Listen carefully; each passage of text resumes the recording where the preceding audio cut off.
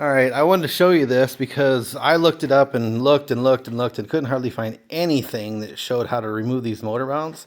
And I've never done an LS before, so I wasn't sure exactly what I was looking for. So this is going to be the hard side to see, but you can see where my socket is. If I can get down in there. Come on, light, work with me here.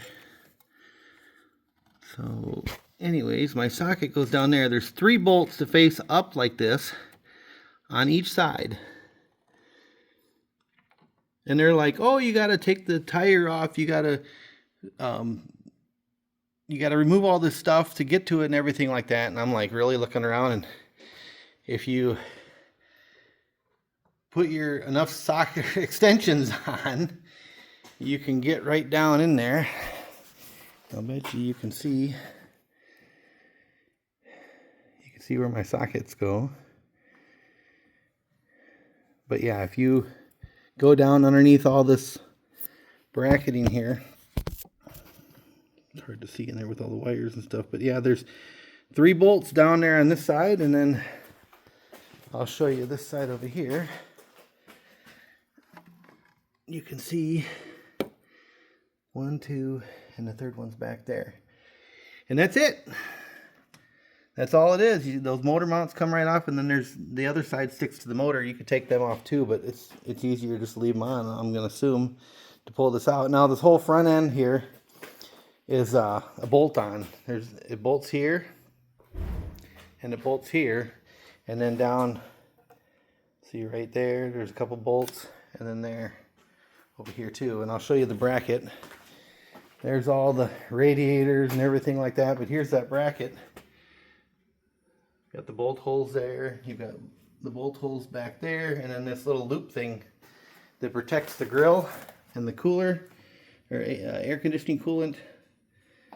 And that just bolts right in, and that pulls right out, and you can take the radiator, the air conditioner, transmission cooler mounts on right on the front of that bracket down there. So all that is just bolt, pull and play, and all I got left to do is to make sure I have all my wiring harness pulled back and disconnect the transmission and drop the starter. That's it, and the motor's coming out.